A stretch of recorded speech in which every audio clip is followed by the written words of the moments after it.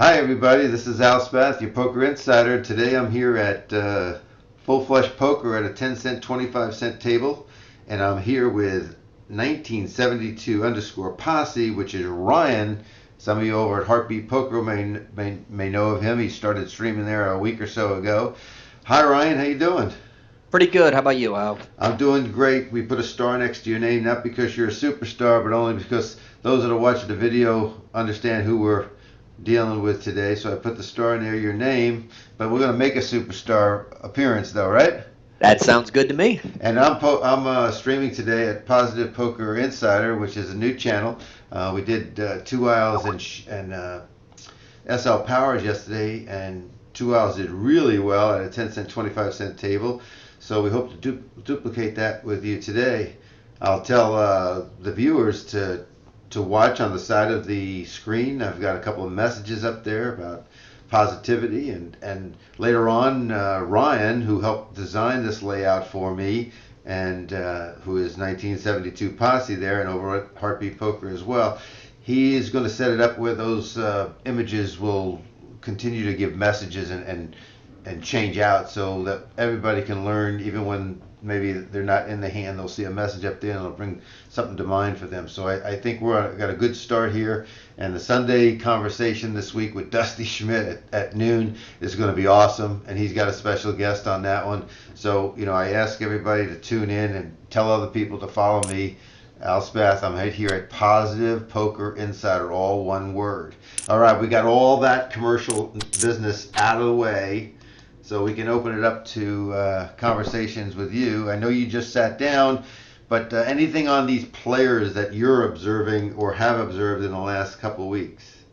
Yeah, I'm going to start with what Gretschka 99. I've played with that individual a little bit. They're fairly a tight player according to the notes that I've got on them. Going up to Walt, I've got a lot of hand history on him. He's a little bit more of a gambler. I show him as liking to bet, enjoys getting into pots. Smash is probably, in my mind, one of the more loose passive players at this table. I'm going to kind of give him that maybe a little bit of a fish title right now. Nigopolis, I've played with a ton and have probably about a book of notes on his style of play. So I've got a fairly good understanding of how he plays things. And then I also have quite a bit of information on Jen Munch, who's sitting to my right, that's currently in the big blind. Jen Munch I'm going to give him kind of a fishy title.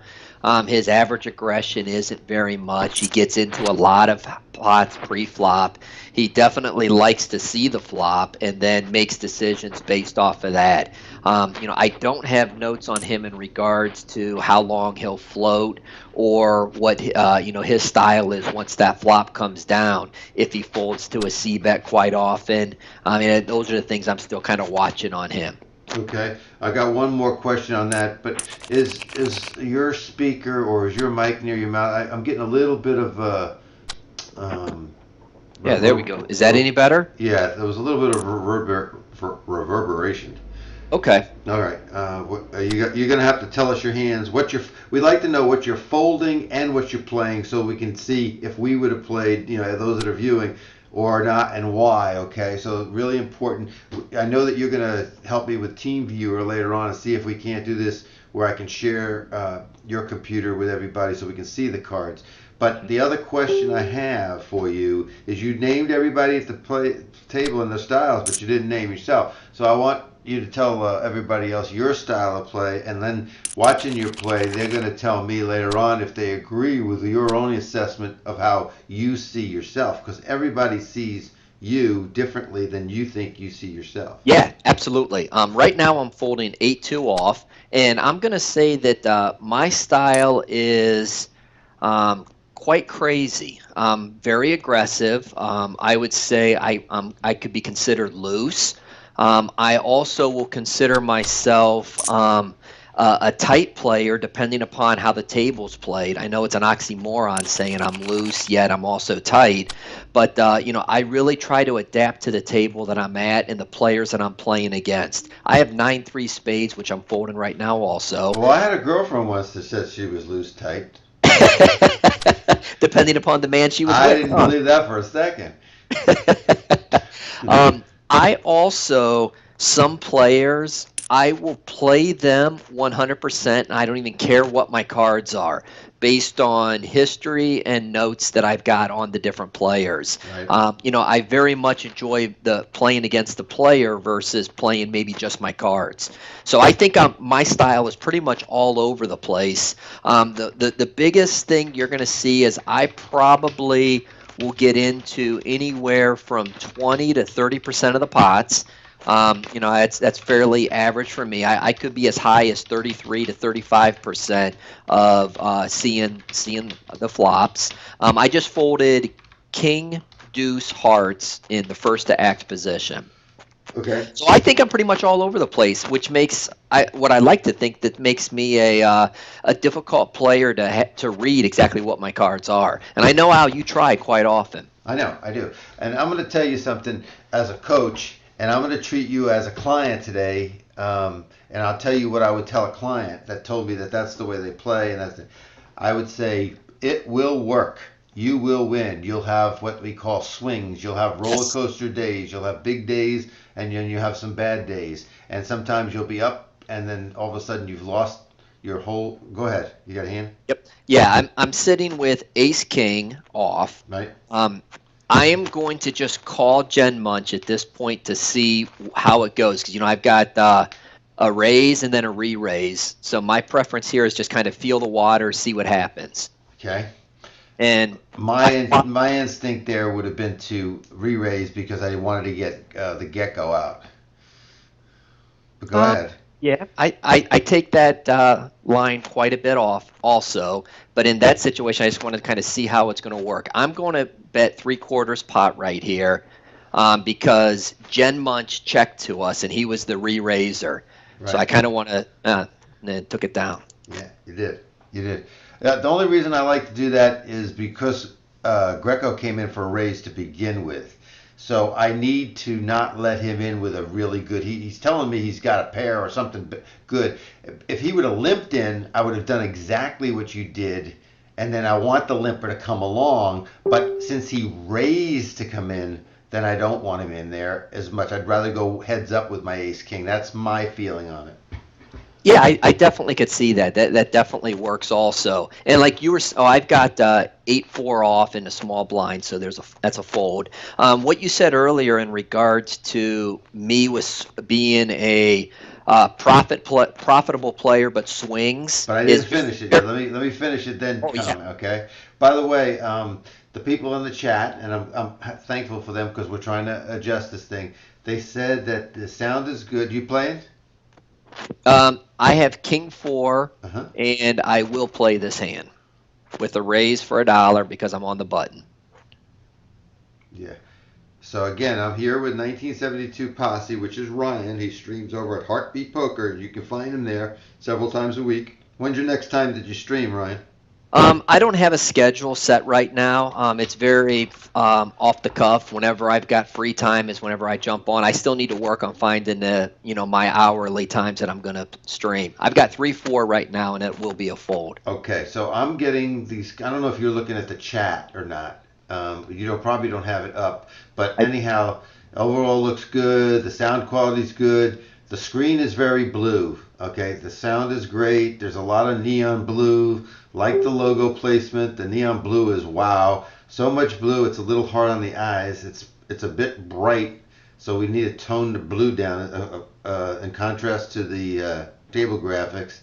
And Hitman's in Lango, and he said he agreed on the blue. Wow, it's too much blue. So maybe it needs to be a darker blue. yeah, that definitely can be done, as well as maybe changing it up so that on the sides, Uh huh. maybe a little bit of a different color than the borders. It's we can do whatever it is you want. Right. Okay. Well, they're saying it's difficult to focus on the table with so much blue, so we need to work on that. That's good feedback from them, and I appreciate it. Lango said the screen sure does come alive, which is it should come alive. We want it to come alive, but we don't want to be something harsh on somebody's eyes or something like that.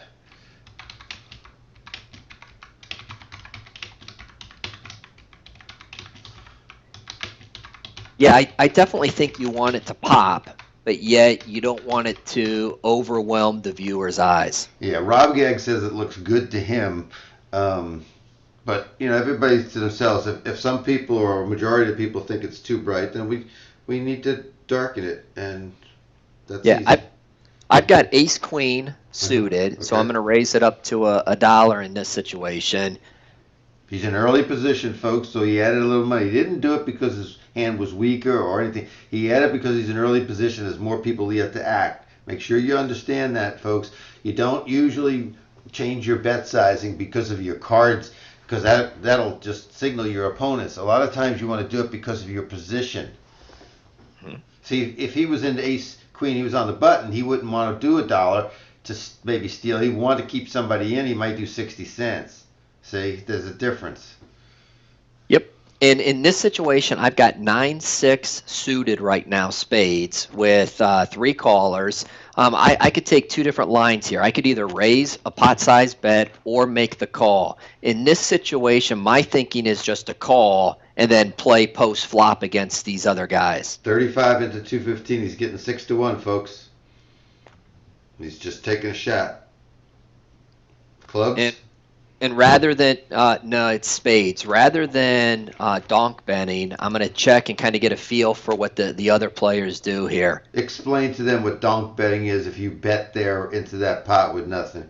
Yeah, a donk bet, in my opinion, is basically where I come out and bet when I wasn't the first person to raise, and I was the first one to act in that position. So showing that we got a half pot bet by smash, and then Nigopolis calling afterwards tells me that they've got hands or draws, and I don't have anything, so I'm going to fold here. Yeah, I will say I want to thank Delango the other day for hosting my channel over on his channel. Anybody else that's out there, whether it be Heartbeat Poker or anybody that wants to host, please do so. I'll be glad to mention your site. I'll be glad to tell people how they can come watch your streamers over there too. I don't have any monopoly on anything here. I want everybody that's streaming on Twitch to have their opportunity, and so I have no problem advertising somebody else and hoping they do very well at it.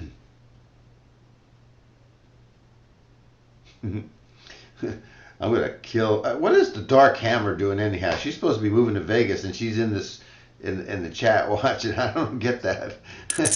She says we want the table and your mug alive. That's it, not the outside. Oh, look at that turn for smash.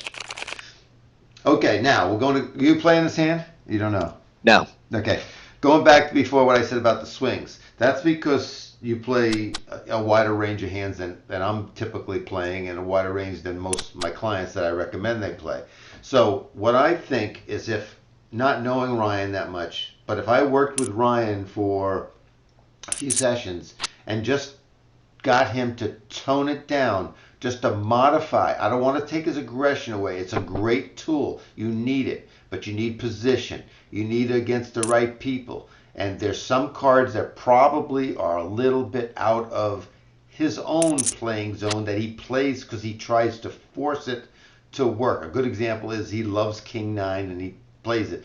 It's probably not the best hand to play, but I understand why he does it. But if he could tone it down just a nit, I think his profits will go up. Now, what that means is he has to multi-table. He has to play 2 or 3 tables or more, whatever. I know, so that he isn't bored in that he's not in so many hands and being engaging.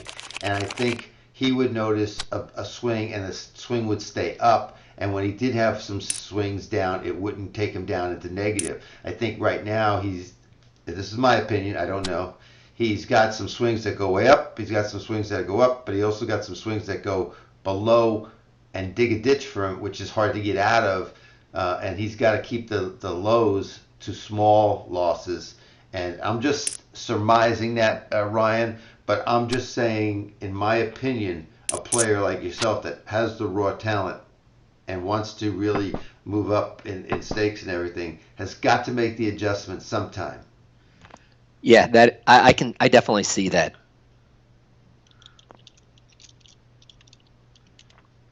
Yeah, I don't think your audience understands the delay. They're concerned that there's no delay on the screen, but yet they're saying that there's a delay in the chat. 2 minute delay on voice. No delay on chat, right?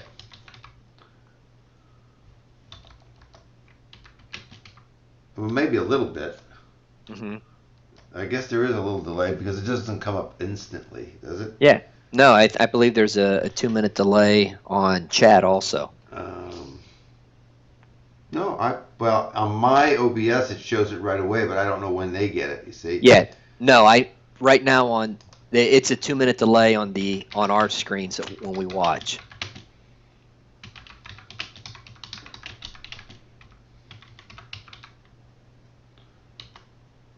on the screen, but in the chat where they're seeing that's instant. Where we're chatting, they see it instantly. That is correct. All right. In this situation, I've got Queen Jack suited with a raise by Gen Munch. And Okay. this is one of those hands that I usually call with. Knowing that, he could have King Queen, Ace King, Ace Jack, and any pocket pairs are kind of where I'm ranging him at.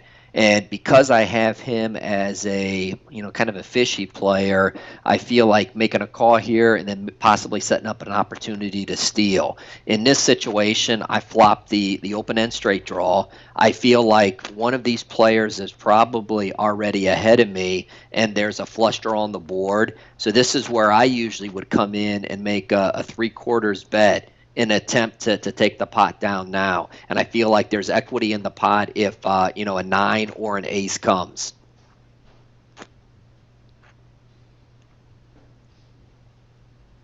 So now I'm going to take the free card and just check rather than trying to pound at this pot again. He's thinking that you got the spades, and he's thinking you may Yes. have, but now he bets Well, into you. He's telling you he's not worried about the spades. yeah, that's exactly. If he would have checked to me, I was going to bet a pot-sized bet there to say, all right, I was playing the spades. But when he does that, he's telling me exactly that. I've got the spades. I'm not worried about this, about your Okay. hand, so I'm folding. Okay, here's the way I would have played that hand, completely different than you. First off, the Queen King. Once he raises for $1, I'm probably 75 to 85% of the time throwing it away. But if I play that Queen King there to his dollar, I'm raising him to $3. I'm taking position. I'm establishing myself as a good hand. He may not have a good hand because you were close to the button. He may just have had, a weak ace. He may have ace eight suited. He may have had a small medium pair. So I'm gonna go over the top of him, and then when the flop comes, he's gonna check to me. I'm gonna have an open end. I'm gonna bet one big pot bet, which is gonna be big, showing him that I'm not afraid of that pot. If he stays, I still got the redraw, but if he goes away, I win the pot. So I would have played that completely different than the way you did, but that's what poker's about. You can take different lines. I'm not saying which is right, but in some cases, the decisions you make may turn out not to be as profitable if you go a different way. That makes sense. I've got pocket kings here, so I'm going to pop at $1, and it's just again because I'm first to act. Right? Now, going back to that last hand, you're saying that when he made it $1, you would have went ahead and re-raised him big with Queen Jack suited pre-flop. If And I played the hand 20 to 25% of the time, yes. okay, Most of the time, I'm throwing it away. all right, so you're basically putting the pressure back on him to make a decision and see how he's going to handle that. Correct. Okay, that I could see that. What I'd be interested in seeing there is if you take that approach, am I throwing away more money long term making a play like that pre-flop? But you also said that you would reduce that play down to only playing at 20 to 25% of the time. Somewhere in that range, and you would see a lot of times I've done that 3 bet and all of a sudden the person that put the dollar in just folds it right there. And who cares if they fold it? If you've got queen jack, you don't have a good hand anyhow, and you're going to pick up the whole pot. So that's no big deal. Okay, I've got queen five spades. Usually I fold in this situation with nobody else in the pot with a quarter in the big blind. I feel like, as doing that, I potentially could be having a leak in my play if that happens all the time. But I don't think I fold enough when I'm in the big blind with the button raising. Okay, makes sense. That makes sense. Um, you playing? 7-3 off, I will fold. Okay. Now I'm going to go back to a couple things you said before about different people, and we want the people in the chat to comment. They've seen Posse play before. Ryan, 1972 Posse, with the one with the star next to his name. That's to identify the client here.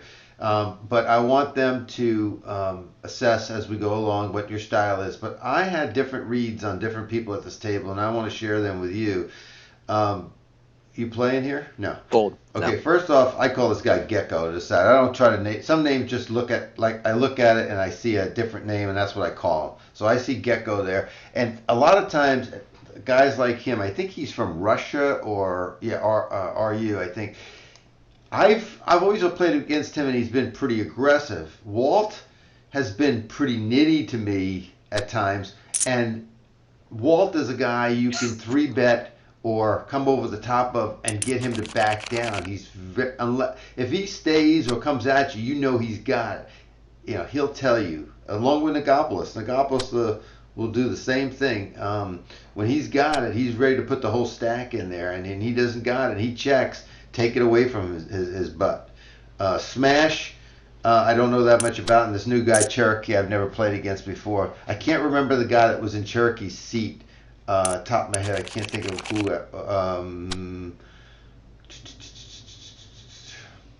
It was a familiar name. I can't remember who was there.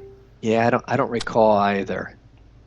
Now, Cherokee, I've played with him a decent amount also, and he's he likes to see the flop. He's brought right in that same range that I am at about 30%, and his average aggression is so-so. Yeah, I was going to point out real quick. Walt made a 50-cent bet on the button, and which is nothing, which is a silly bet into the two blinds, and then he checks the ace king on the flop. So what are you thinking, Walt? And then nobody bets again. Do you think Walt has got something like king queen or king jack or something like that, or what do you think he's got here? I didn't pay close enough attention to what you Look just at that. said Look, there. a queen high won. All right. Yeah. When Walt bets 50 cents or anybody bets a minimum bet, most of the time they've got a weak hand. They're trying to build a pot. You got to take it from those people. You can't allow those people to see flops and continue on. They're just going to be calling stations. So make them pay. Yeah, I totally agree with that. That's kind of one of my rules also is if there's a limped pot and I plan on playing it from any position, I raise. I don't want to have 3 or 4 people in the pot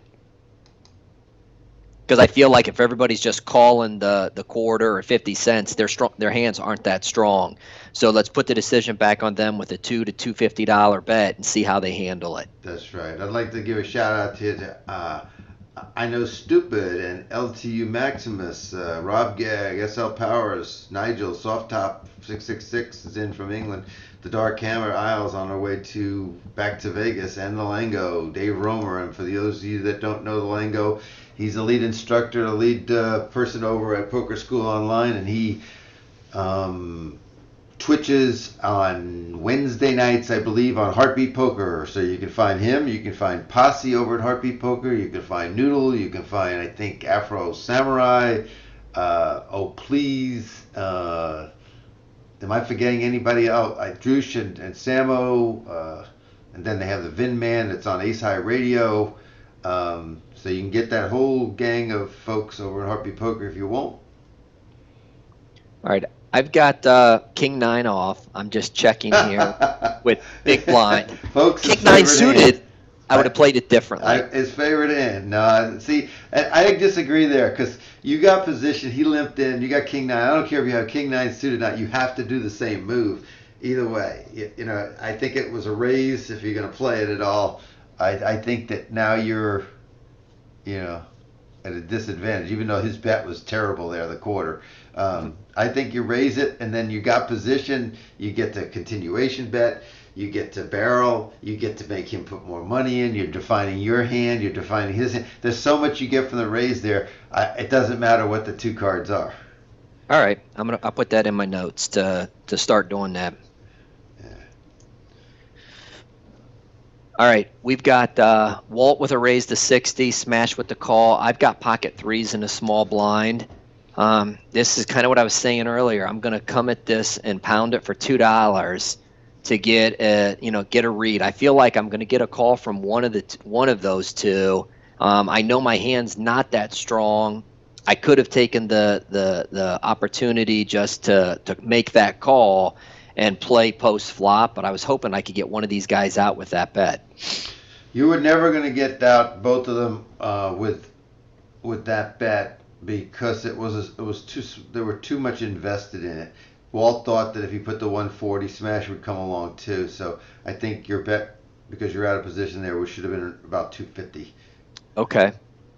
Yeah, go ahead. I plan on betting this at 3/4 of the pot. Oh, you didn't. I missed the Yeah, if time. I'm talking, just bet it and then tell us. See, that's the worst thing. You'd have won it there with a continue. Yeah, I'm gonna check now because I feel like that's in their range with that king. Oh yeah, Walt raised pre-flop, and Yes. probably had ace king, king queen, something like that. I would think. Now, if he checks here, then you can just eliminate that. Smash didn't bet it either. I'm going for it. So you're going for it. Now you're saying that you were holding back, and you win. That's Yeah. right, because they waved the white flag. Checking is Yes. waving the white flag, folks. Now, if I would have raised pre-flop there, I would have done 250, and sometimes I would have called them, just set mine. But listen, folks, when you set mine, make sure your opponent has plenty of money, at least 10 times what the bet is, to get back from it, because you're not always going to get there, and when you do get there, you're not always going to get paid. I have 9-7 clubs on the button. I'm raising it to $1 here. I like that. I like that complete. I like that every which way and Sunday. You're putting pressure on them. You're establishing yourself. You may just take it down. Your hand is kind of weak. It's okay. It's a great hand. Yeah. It's a hand that makes money. But let Cherokee, who limped, now put 75 cents in with a hand he was limping with. Mm-hmm. And now you got a double draw, right? That's exactly right. That's right. So here's the question, folks. Does he want Cherokee out if he bets, or does he want to keep him in and try to get a bigger pot? That's the dilemma here, is does he want to take it down now, or does he want to take it down later, or not be able to take it down and lose his investment? So that's a very tough question people have to ask themselves. What's the best approach?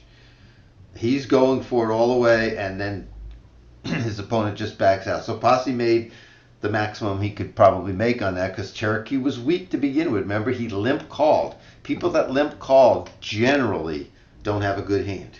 Generally. Yep. Now, the tricky players like the Langos, which is Dave Romer, he might do that with a big hand and set you up. Yeah, I thought about checking there, but in the same token, if I hit that hand, I'm more than likely going to play it that same way with raising. So I want to try to be consistent when I'm bluffing, when I'm trying to build the pot, and whenever I have the hand. Okay. Are you playing this hand? 9-3 off is a fold. Okay. I'm going to tell you how it happened to me the other night. I went and played 2-5 over at the local casino, and just a minute. Okay. And the first hand I was in, I had ace king, and a guy. I raised. Wait a minute. I'm just thinking about this hand. No, he raised first to 20, and I didn't know him or anything like that, and I really just re-raised him to 60. He called me. The flop came with a king, and I bet again, and he folded, and so I won, 60, $80 in the hand. So I had 500 sit down, and um, then the 80 or so I won from him. So the very next hand, I pick up pocket queen. Do you play in this hand? Yes. Okay. Yeah. I've got I'll wait. ace jack off, small blind with a raise from Negapolis. I'm going to raise that up to $1.75.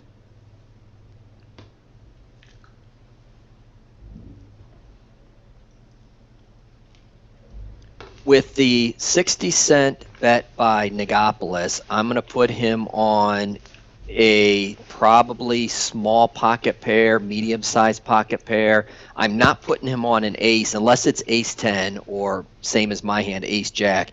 I feel like ace king, ace queen, he was going to go ahead and jam hard with that hand pre-flop.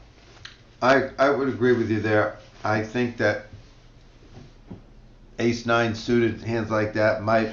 I don't know why he wouldn't try to steal from you or shove there if he had the ace. So I started to rule the ace out once he didn't come back at you on the flop bet. Yeah, 5-9, 9-5. I'm going to fold this here. Okay. So the second hand in the 2-5 game the other night, most everybody's got an effective stack around 500. Guy to my right. I found out after the second hand that you can bring up to 1,000 at the table. They changed it. And he says the guy next to my right, he had a couple black chips as well, Brian, and so he had about $700. So the next hand I pick up pocket queens, and I'm under the I'm second. Brian's first. He limps in for $5. I make it 30 with my queens. It goes around, and nobody calls, and Brian Smooth calls me for the 25.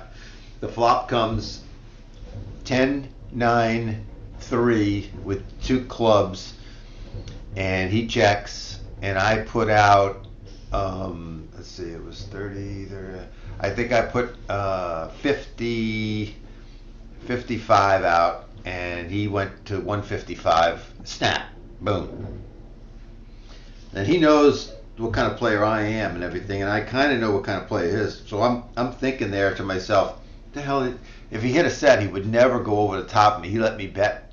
He knows I'm not on a draw, so he's not worried about a draw. He knows I got overcards or an overpair. So what could he have here other than an overpair? And if he had an overpair, he limped, called, and then raised. So maybe jacks fits that bill. This is my analysis of it. Because if he had queens, kings, or aces, he may have played it completely different, in my opinion. So I look at him, and I bet, and he went to 150, and I went all in. You got a can right here? No, I'm folding Okay. 2-3 hearts. I went all. He snap called me all in, and I said, "Do you have a set?" And he said, "No." And I said, "Oh, so then you do have the overpair?" And he said, "Yes." And he turns over the aces. Yeah, Which well, I didn't put him on at all. I just didn't give him the credit for the aces there. Turn card's a queen. For river card's a 10, giving me queens full of tens, and him, aces full of aces and tens. So I snapped him for close to 600 in that hand, and then he lost another hand a couple of minutes later with ace jack to another guy that played 2-4 suited, hit a 2 on the flop, hit a 2 on the turn. It took him for another $500. I talked to him the day before yesterday. He went in. Okay, what do you got here? What do you got? All right, I have pocket fours. Okay, that's a big bet. So 60 cents by Negapolis. Cherokee turned around and made the call, so I did go at it fairly big. I'm going to 3/4 bet this one and take it away. I'll tell you what when you said that he limped in first to act with aces, that seems like that's the popular thing to do right now with pocket aces in your first to act. I've seen that from aces and kings where first to act's going to limp and then respond after the flop. That seems like the newest thing at the casino that I play at. I've got pocket deuces here to the raise, so I'm just going to call to set mine. No, you're right about it. I've played with him before, and he's aggressive, but He usually doesn't do that at a full table. We had a full 10-person table because he doesn't want to get in there with his. Later on, he did get his aces cracked again. Yeah, I showed weakness with the checks and smash checks, so Nagopoulos went ahead and bet, but I believe that Nagopoulos has me beat there. I don't feel like he's just c betting. All right, I have ace queen suited. Okay. I'm going to do my standard $1 raise from the button. By the way, that was a chocolate-covered Bavarian cream donut that I was just eating there, Hammer. And yes, Mrs. Spath can serve me goodies all day long. That's great. So anyhow, I saw him the other day, and he said he was in $2,200, and then he made it come back. He only lost $300 for the night by the time the game 2-5 ended, but he was down. He got down to $2,200 at one point. Wow. Nice game. Dave would like that game.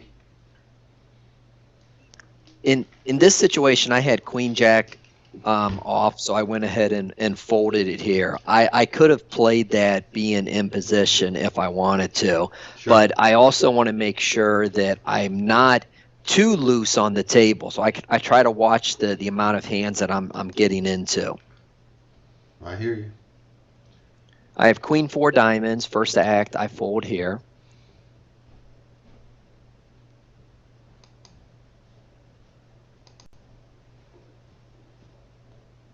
I don't think I've yet to make it to showdown on this table, have I? No, I don't think so either. Is that a bad thing?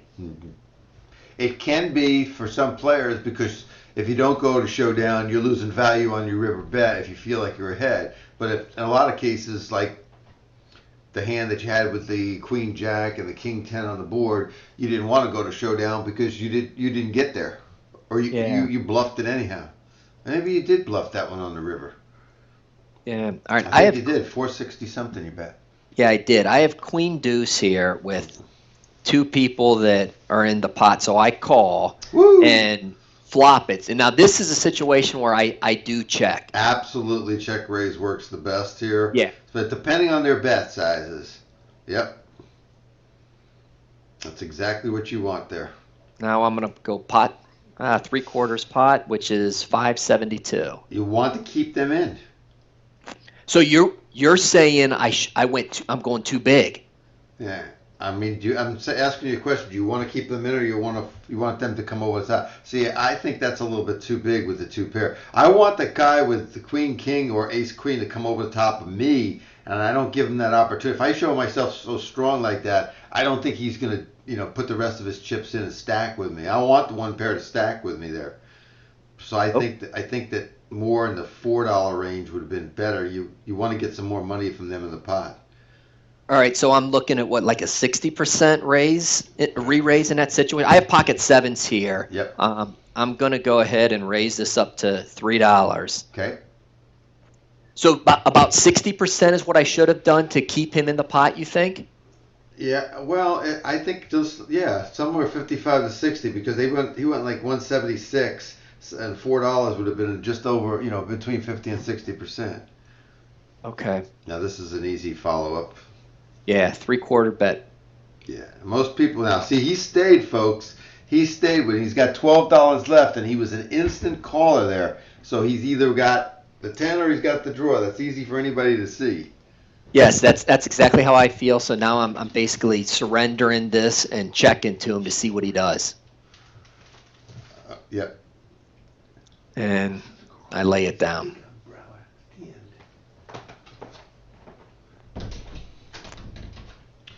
And my wife's just taking some flowers over to a neighbor's birthday. I told her to go through the garage, get the umbrella because it's raining like hell on top of our snow right now. All right, I've got pocket kings on the button. Smash raised pre-flop, first to act. Okay. I'm doing a pot-sized bet. Okay. You really want to keep smash in and everybody else out with this hand, although you don't mind if a blind comes in because they're really seeking something to help them. Now you just hope the smash comes over the top of you and doesn't have the aces. So in this situation, usually I just call here and take Okay. it to the flop. And if Sure. an ace comes, then I feel like, okay, you know what? He's probably sitting with a premium hand Yeah. if he Uh, bets into the me. best thing you could hope for right now that he doesn't have pocket queens and he has ace queen. Yeah, right. So I want to try to do some pot control here. So I'm just calling versus re-raising him. He should be shoving with the Yeah, rest. he's showing. And I am calling. I'm hoping he's got ace queen. If he's got aces, oh, you know what? It's bad luck. Variance is going to happen, right?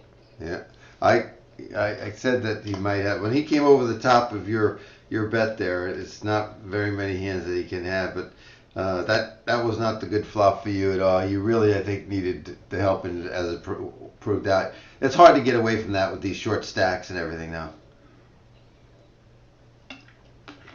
Very difficult.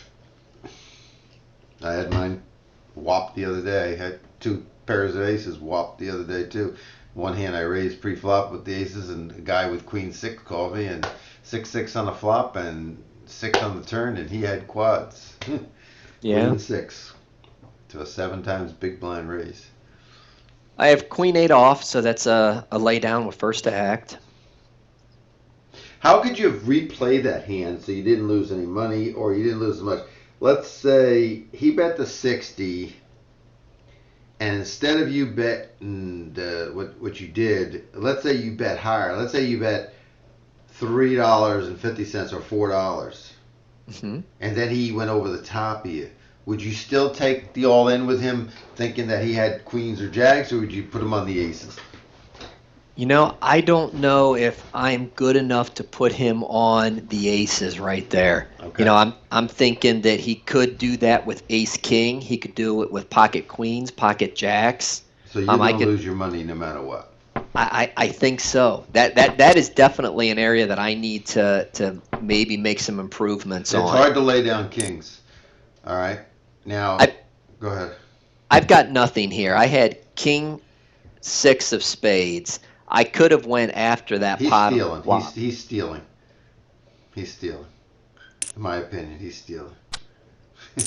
Yeah, yeah. I know that man. I know what he does at the. I know what he does at the end when he doesn't have anything. I knew he was stealing. You got to trust my reads on that guy. I did. I I did. know you did. Um, so um, let's do it a different way. Let's say you had $800 and Smash had $900. What do you have in this hand? Um, I have 6-8 off. Okay, I'm gonna fold. good. Okay, so let's say you had effective stacks of $800 and $900, and he raised 60, and you raised to 200, and he stuck around. Would you then put him on the aces? And if he kept sticking around or betting and everything, and it's going to cost you your $800 to find out is, would you play it any differently than you did with $35? No. You play it the same. Yeah, I would because my read. I'm not. I'm saying that I don't put him on aces there. I think it's he's got the ace king, ace queen maybe. Then I'm gonna put him on pocket pairs from probably tens and up. Hmm. So I probably would lose my stack to him in that situation. Okay. The only thing I'm going to say to you, and I'd love it if Eunuch Bot is in too, so that's good. I hope that the people here, please follow. Hang on.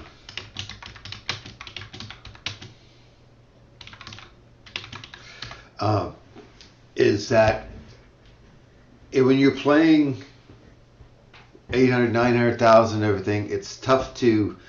I got all in against the aces the other day. I was just telling you, the queens against the aces. I had $600, and I didn't. Oh, my power's flickering here. If I lose power, it's not my fault. Uh, um, and I got my money in, and that was after the flop, and we had probably 40 to 50% of our money in because of all the other raising, as we went along. Mhm. Um, It's tougher, but when you're playing and you're playing all night and you lose $800 or $900 of your stack, it's a big hole to get out of. And sometimes people will actually, do 350 or 400 and then find that if the other person is sticking around, they might even give up the hand, even though they might be ahead.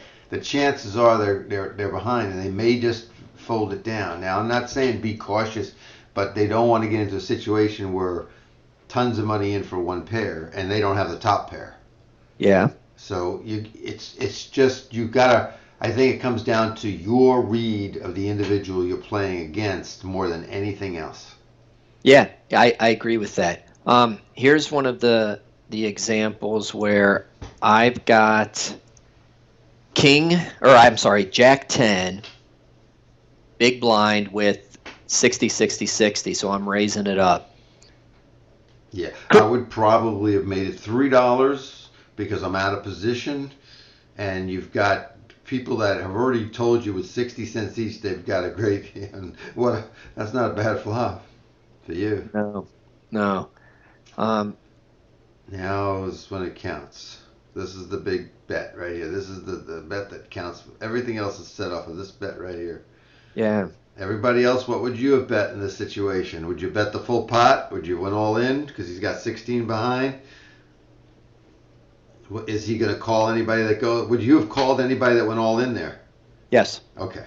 So that's there's a couple decisions you got to make, folks. Is one, how much to bet, but what am I going to do if somebody comes over the top of me or does this or does that? So you got to consider actions by your opponents and what you're trying to get them to do, and what are you going to do if you don't get that exact reaction. Yeah, I've got 9-5 spades. Okay. I'm just gonna call here, but yeah, I in that last hand, I feel like I could hit a runner flush draw. Not likely, but it's definitely outs I have. I've got the straight draw. Open end straight draw opportunity with that flop. So yeah, I'm gonna go ahead and make that call, and especially because my thinking might change a little bit because I was just stacked. So I'm thinking, all right, I'm going to go ahead and, I'm willing to put some money into the pot on top pair and a draw. Okay. Fairly wide open draw, having the straight possibility as well. All right, here I'm looking for an 8 to win this pot, and I don't think it's worth calling the $1.80, so I'm laying it down.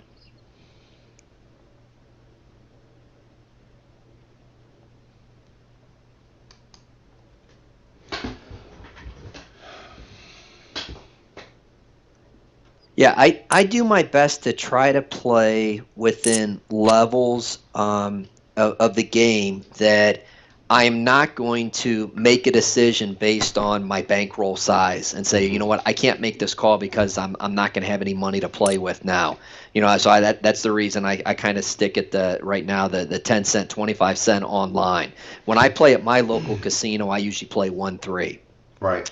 The I other buy night, in for 300, and I typically have 3 to 4 rebuys available to if I need it.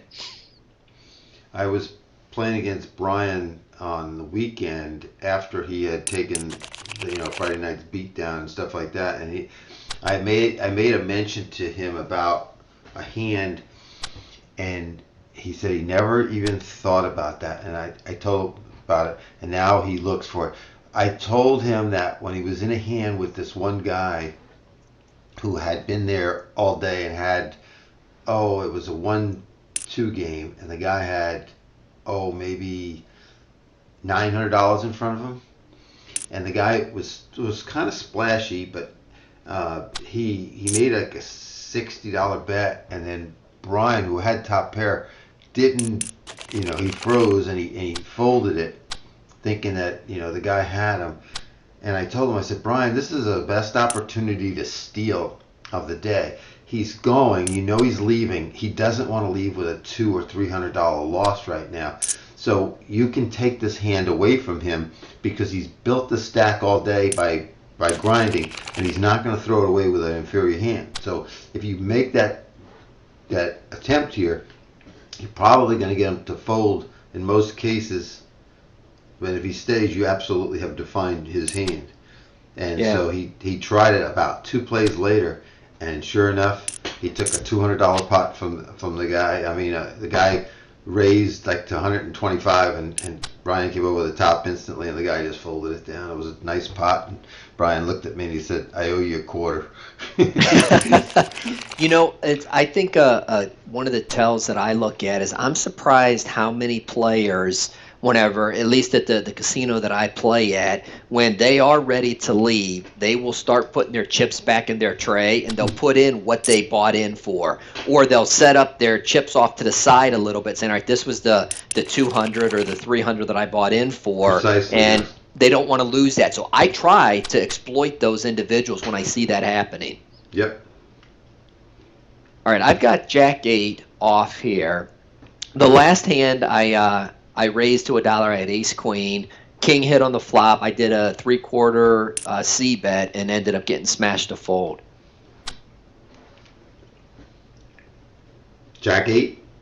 Yeah.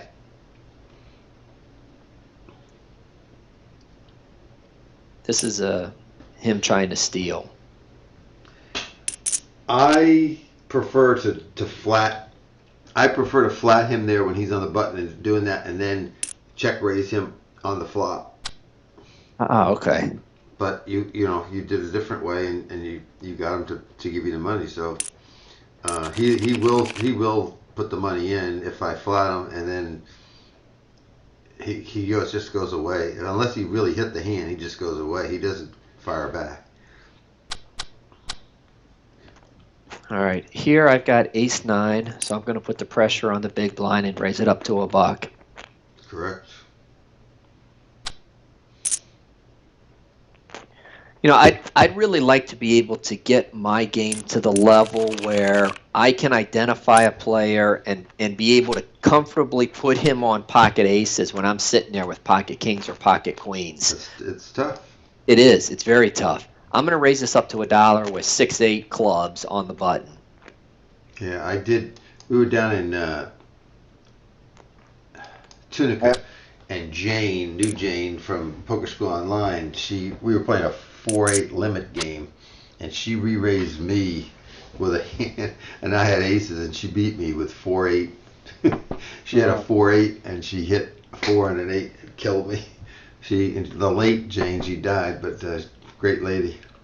Now, in this situation, they both checked. They could easily be setting me up for the bet because I've got that image that I'm betting at most pots. I'm still going to throw a 3/4 size bet out there and hopefully steal it with nothing. Absolutely. The person that's staying has got the 10. Yeah, right. They're not staying with the draw because they're afraid of the 10s.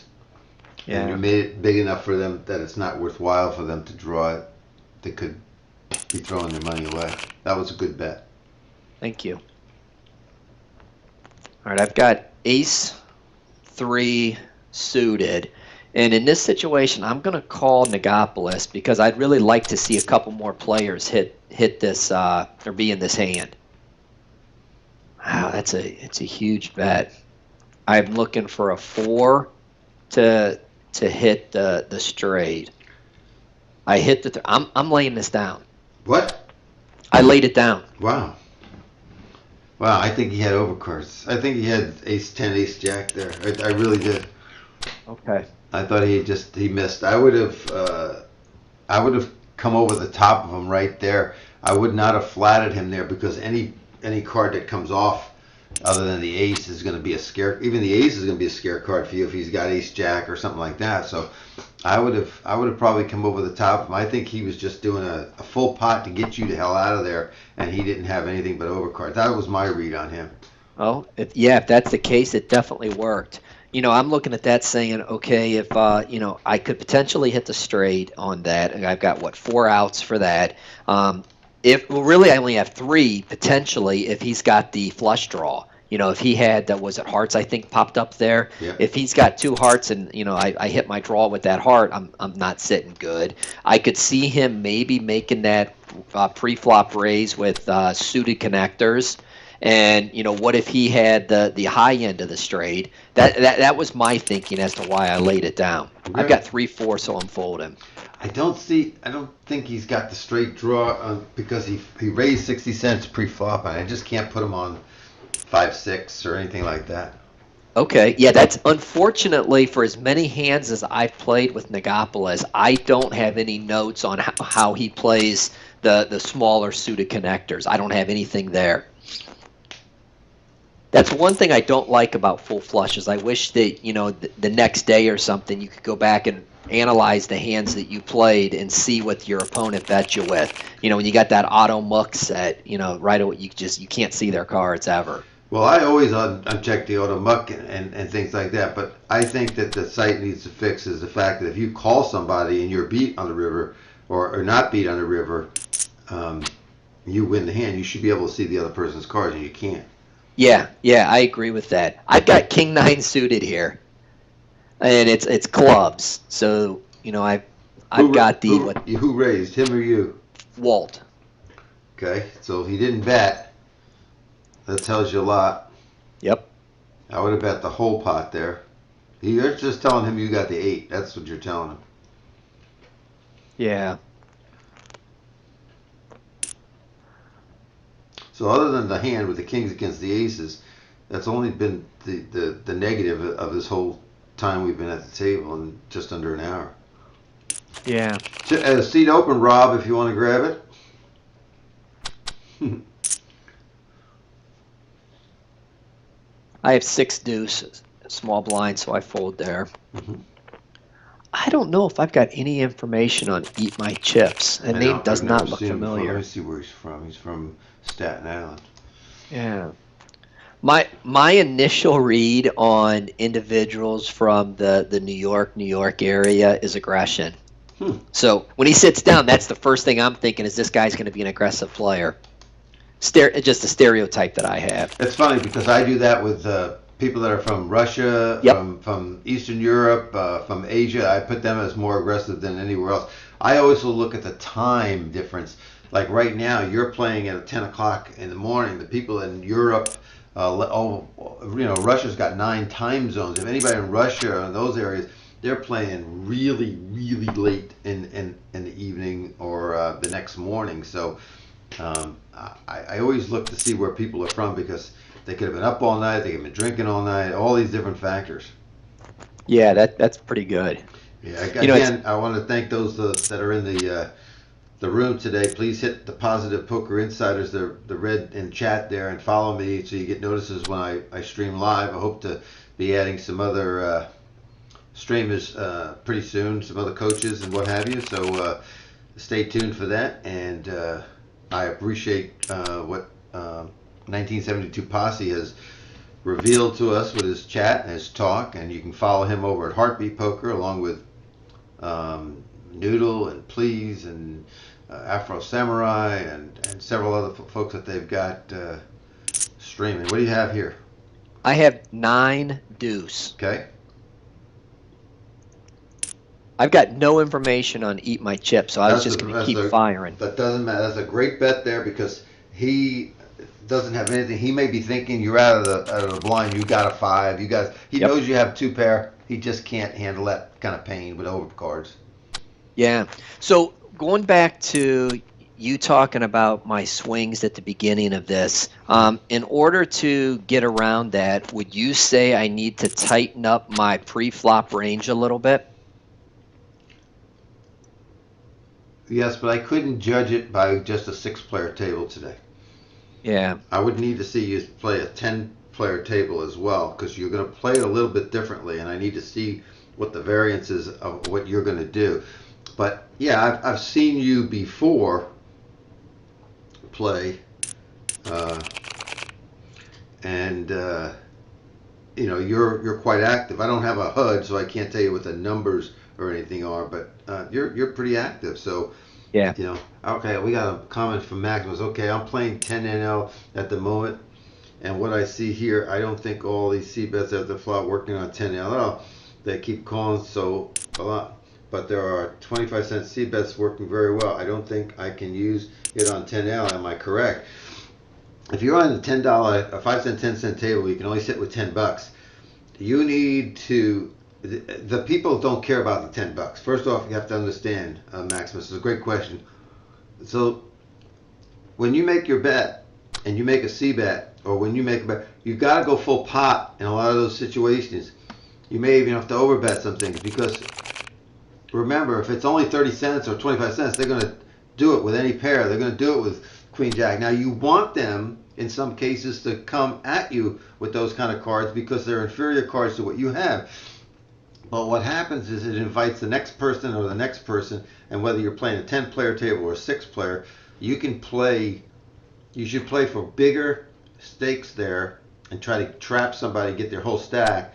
And you should, at the 10-player table especially, you want to change your bet size higher. The 6-player table is a little bit easier with the bets. They should be a little higher than what you're seeing here, but not as high as you would at the 10-player. Remember, with 10 players, it's going to be 3 or 4 people there that are there for entertainment, 3 or 4 there with maybe 2 with skills, 3 or 4 that are calling stations.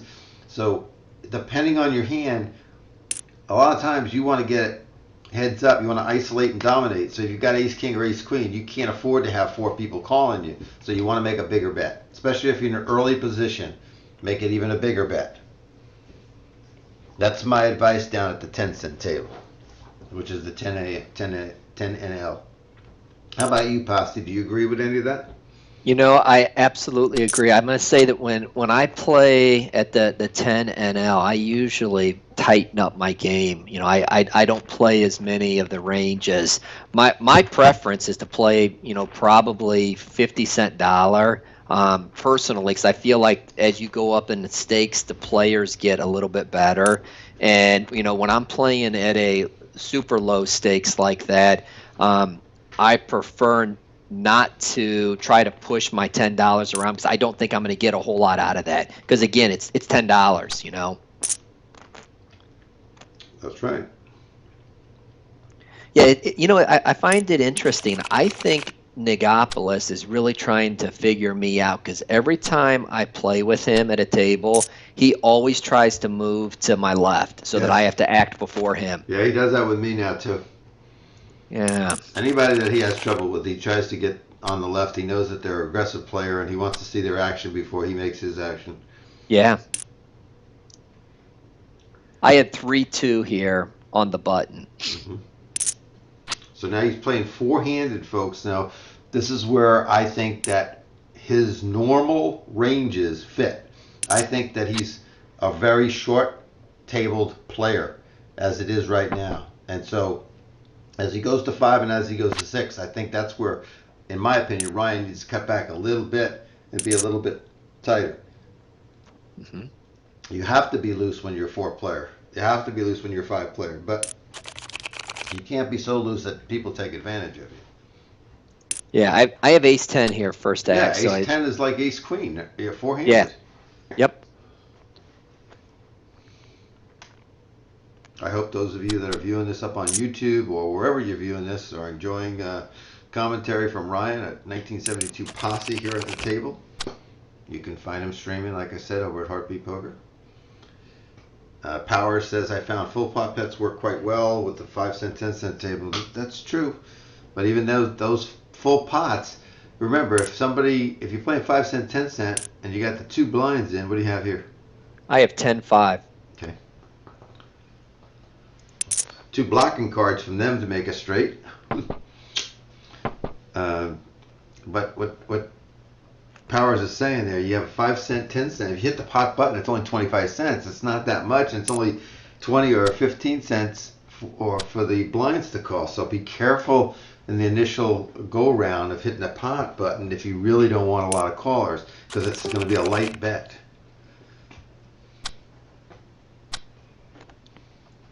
I have 9-3 off, so I'm not even going to bother trying to steal this from Nigopolis. What I found is when he moves to my left, very often he will call my small blind raise to his big blind. Timey Tangaroo down sport. All right, I have ace-8 from the button with the raise. Kangaroos from Vietnam. See, this is a very, very bad. He can bluff you here really easy. This is a very tough board for you with him. He had the auto check on. Yeah, I think that I would have stolen that pot if I would have bet the turn. And I'm laying this down. I don't think my 8's going to be strong enough. A 7, he wins. A 10, a 9. Do you think he had the flush? No, I think he could have had the flush. He could have had the 10 or 9 also, being in the small I'll tell blind. you the truth, okay? He didn't show you, so he had it. All right? When he shows it, all the times he misses. When he has it, he doesn't show it. Okay. He had it. He had something. He had the 7 or he had the flush. Yeah, I've got King Jack here.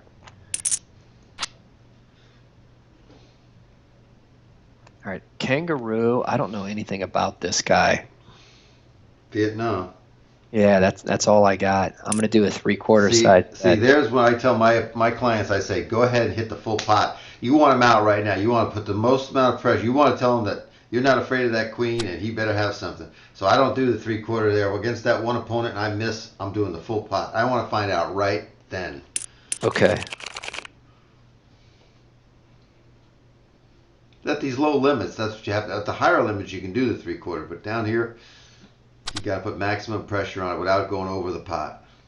Okay. So you're basically saying when I get down to being in a heads-up situation and I miss, doing a 3/4 bet pot's not worth it. I should be just betting the pot.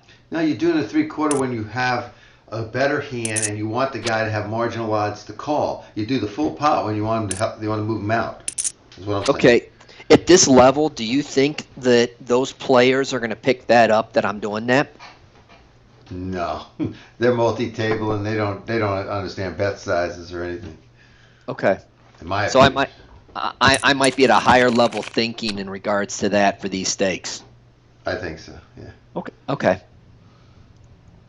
The tendency is always to think that people understand what you're doing and what's going on. Most of them don't.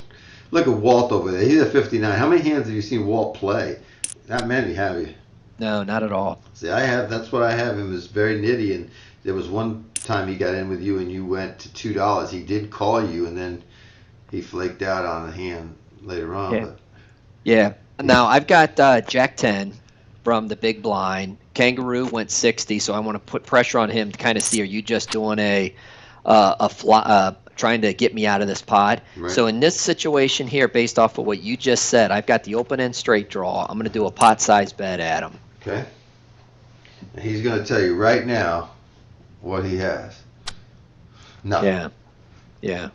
But you did have a nice draw there. You know, you have to say, do I want him out or do I want to keep him in? And you know, do I want the money that's on the table or do I want the rest of his stack if I hit my card? So again, you may hit your card. It might be a spade, and that's going to be a scare card for him because he's going to think you got a flush. So you had a lot of things working against you to win later on in the round. Mm-hmm. So you have to take the texture of the flops and what's on the board to determine, in my opinion, you know, what line you're going to take. See, now there's ace, king, or better. Yeah, exactly. No doubt in my mind. Probably queens, but I'll say ace, king, or better. Yeah, let me see here. I think Didn't show. my notes I've got on him are in another application. Which guy? On Nigopolis. Okay.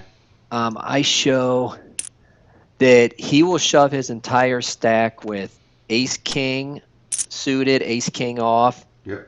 pocket kings, Yeah. and he's also done that with ace 9 at one point, and I got him at ace 3 doing that at one point to steal.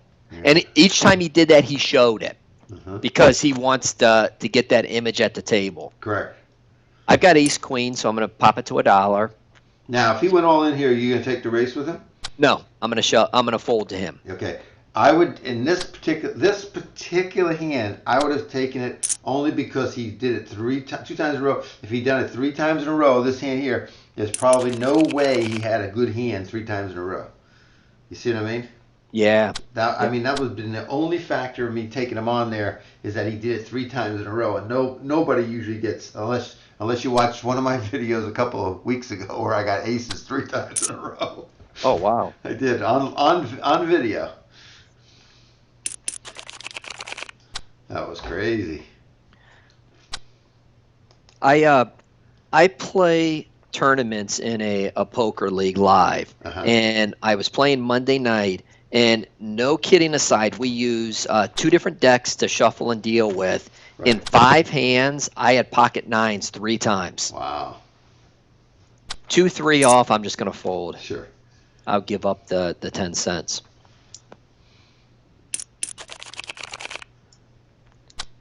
All right, I have 5-4 spades here on the button. One of my favorite hands. Yeah, this will be a Cherokee makes a cheap raise.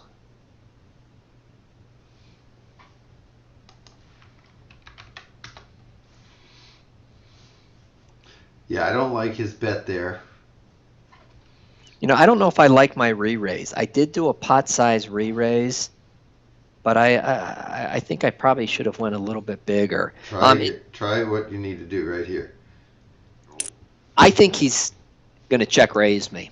I think he's. I think he's going to fold you in a heartbeat. I think he's going to fold. That's why you do the pot size. You need to get him out. If he stays there or comes over the top, you don't have to put another dime in the pot. So that extra 40 cents or whatever it is between 3/4 and a pot is going to give you all the information you need or take it down.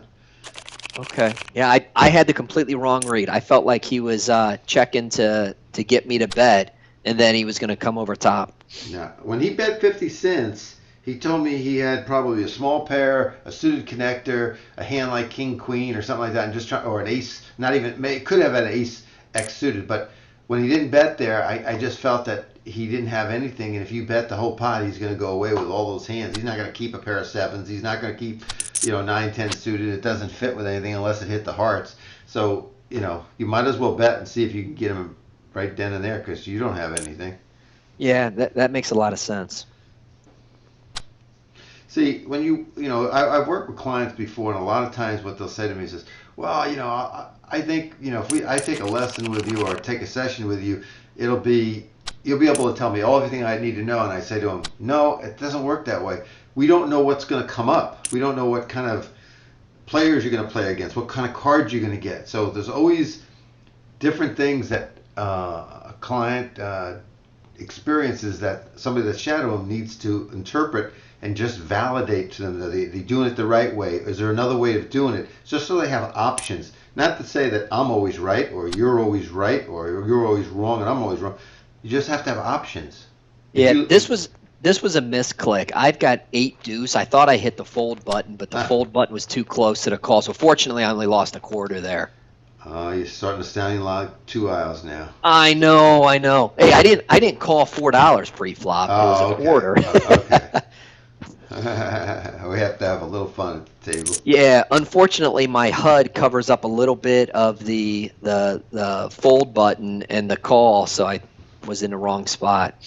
Now, my question to you about the HUD, I don't teach it because I teach people how to read and understand things that they're not going to be able to have a HUD at the live game. So, but can you take off certain things on the HUD? In other words, you want to know how much voluntary money they put in pre-flop and all this. Is there a couple of those statistics that are just more important than the others, and that therefore you could turn some of them off so it's not so mangled at the table with all the numbers?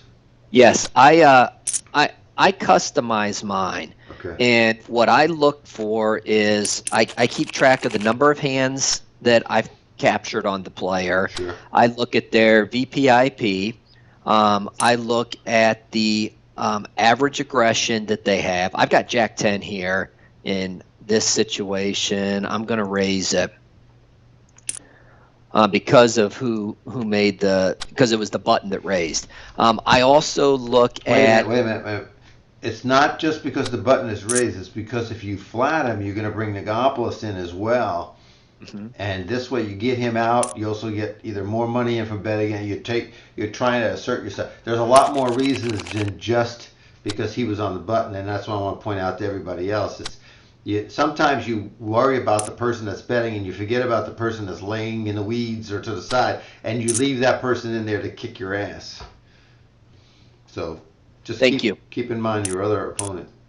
Yeah, I like to look at a player's how many times they three bet, and then the fold to three bet, as well as the C bet and fold to C bet, and then the last number that I keep is just something that I like to see is the amount of money that he or she won playing when I've been playing at their tables.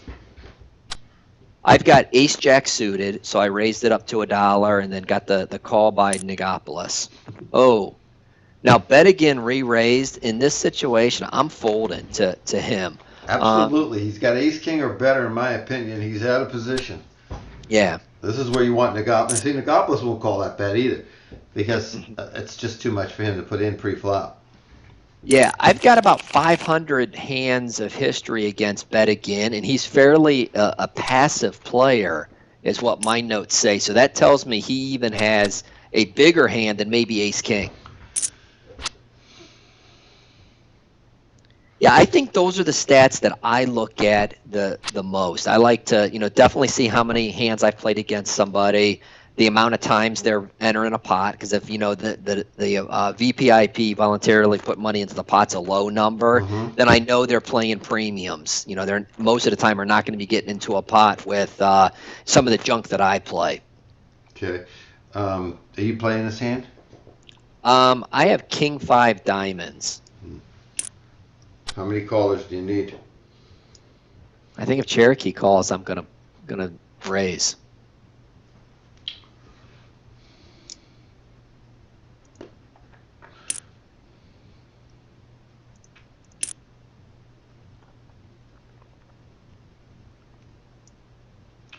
This is where Negopoulos has got to figure out, does he want to try something or not, and he does not.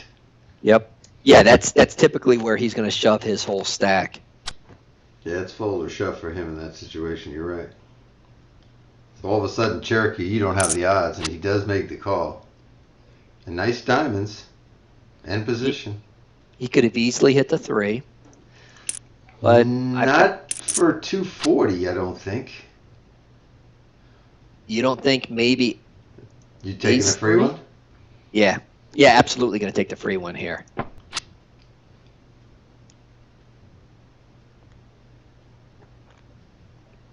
I'm going to put him on 10s or jacks.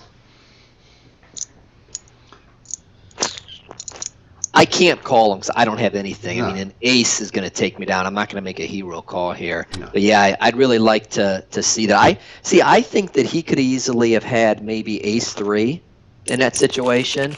I don't know if he's going to bet the missed flush. It's a lot of money, 240 to bet on ace 3. Yeah. That's true. Those of you that are in the chat, still with us and everything, comments in the beginning about the blue color and everything, are they still the same? Has it grown on you? Still needs to be darker? Or what's your opinions now that you've been watching it for a while? Because I know you weren't used to it, and you're used to dark backgrounds, but just be honest about it. If it, I know Rob liked it and some other people didn't like it, but say what you think. So he bet half the pot here. That is not a good bet to me. I don't believe he has the 7. What do you think? He could have the 8. That's right. And I've got Jack 10, so I'm looking for a 4-outer. And it doesn't guarantee that I've won the pot, so I think I lay down here. I do too, and I hope he shows it. He might even have 5s. Nope, didn't show. Yeah, he rarely shows when I'm playing at his table.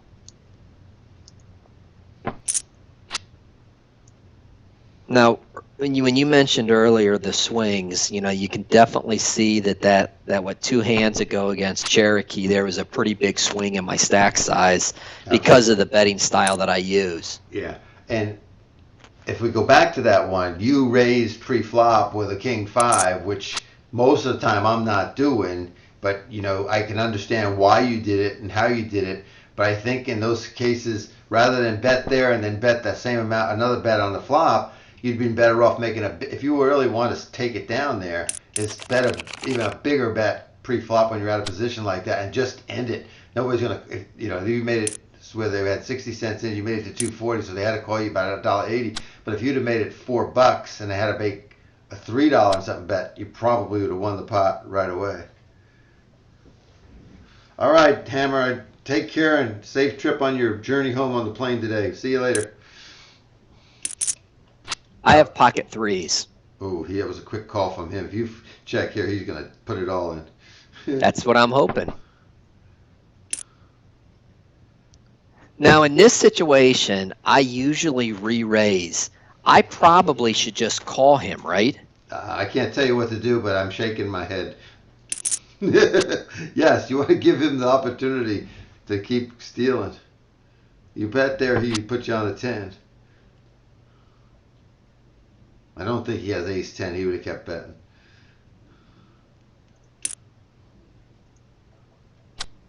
Power says it's still brightish, and Hammer says my eyes have adjusted now. So it does need to be toned down a bit. I think they're right. Okay. It's still bright though. Their sayings. So then my question is, if you look over at the logo on the left, or not the logo, but the saying, a negative thinker, would that blue color in there be too dark, or do you think that's a good blue? I think that's a pretty good blue. I do. I'd have to see it, but I think it's a pretty good blue. We'll have to ask them in chat. If the blue that's right here on the outside, if this blue here was solid in here and everything, would it be better for you? Just let us know. Thank you. Here's another way that I played Negapolis with those threes. I would have let the clock run all the way down, and then I would have jammed my whole stack in like I'm trying to steal or something like that. And then if he has the 10, he has to call you. If you really, or if he has a pair and doesn't think you have a 10, he's going to call you. So you could, if you're playing him, that's just a weapon you can use against him that you can't maybe use against other people. Yeah, that's true. I think if I bet what, $11 or 10 and change. If he's going to call there, he would also call if I shove my whole stack. That's right. Yeah, so why not try to go for the most value as possible? Right, and you could have done it on a flop too. I'm saying when your 10-10-3 came out and it came to you, you could have shoved there, and he might have just thought you were just absolutely bluffing with or trying to win it with queens. If he had the 10, he would call you in a heartbeat, of course. Depends, how you feel he's acting today.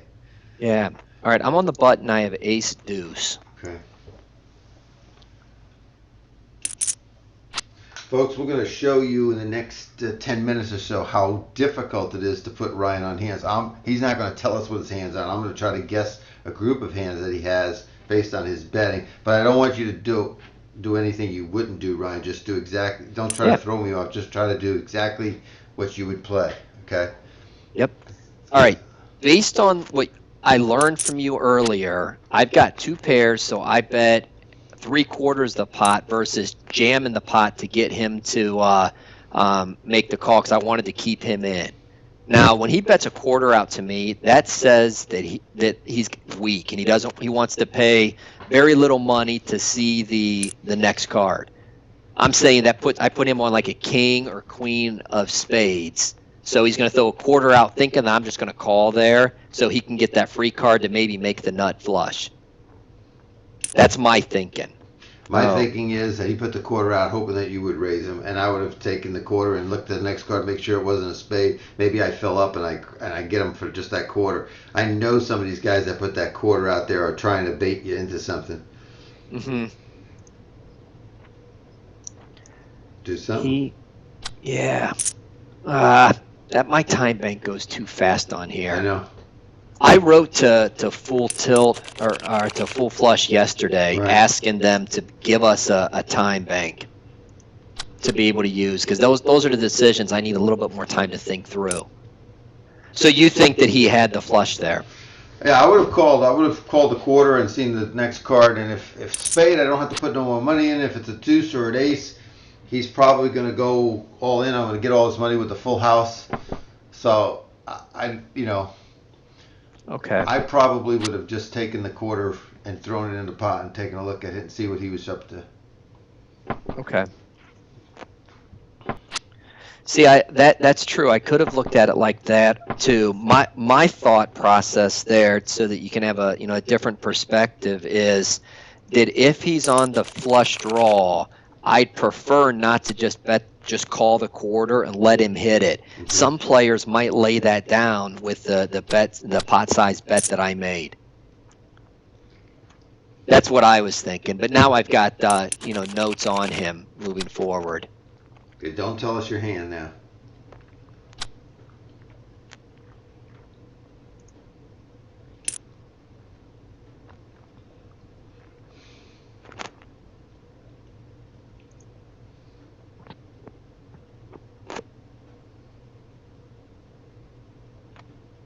My game plan here is to raise, no matter what Cherokee does. I'm gonna raise.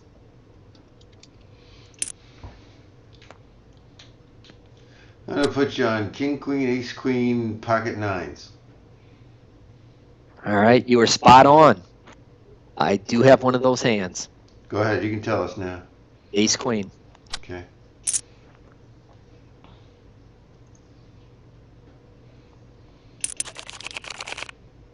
Now, I think that if I'm going to play that hand, play in that spot, I probably would make that same kind of bet with a much wider range than you just put me on there. But I don't know. Maybe that's just my perception. It's not the reality. Yeah, but I narrowed that down when you told me that you were going to raise no matter what before it was your turn. So I listened to you. Okay.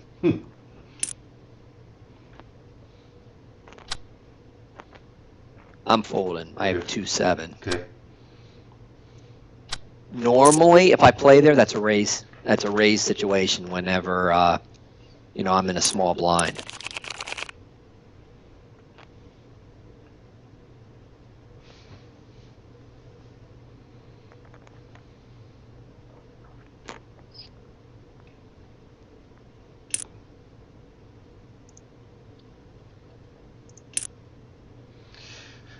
So he went $1.25, and the Gobbles goes all in. I don't think Posse's going to chase him with his ace jack or his pocket fives or his 9-8 suited.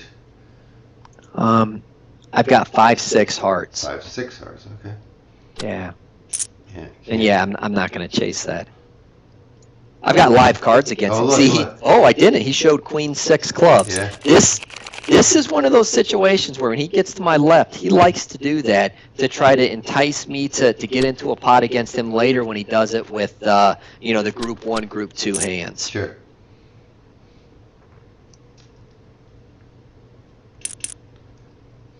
Yeah, because he'll never show that when he does it with ace king, ace. I don't have notes on him doing it ace queen, ace king king. Mm-hmm. Folks, we're going to go one more time around the table and then call a session. That'll be about $1.50. That'll be about 90 minutes or an hour and a half that I'll put up on YouTube later today.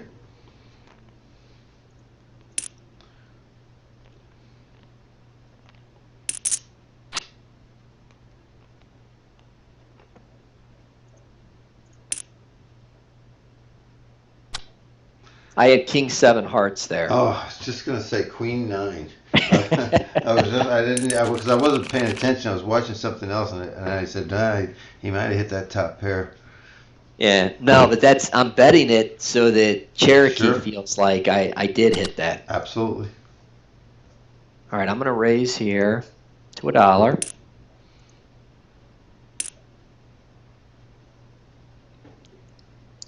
Now, I've got pocket 9s, and that bet makes me feel like he's just trying to get me off of my hand, but I'm going to fold I to say it. that bet's a legit bet. That's kind of what my gut felt. That's why I folded that. Especially after he just showed that bluff. I think he's trying to do that to entice me to make that call there. Now, jacks and up, I'm calling them. No, maybe I might shove jacks and up. All right, folks, this is Al Spath, your poker insider here on Positive Poker Insider new channel. Tell your friends, tell everybody to come and follow me here. I thank Ryan, 1972 Posse, and you can find him streaming. He's got a lot to talk about at the tables, and you should follow him over at Heartbeat Poker. And I thank you, Ryan, for your time this morning and your sharing with us your thoughts. Thank you, Al, for the coaching. I definitely appreciate that. I've got some notes that I've walked away with that I plan on trying to implement at the tables. All right, folks. Thanks so much. We'll see you all later.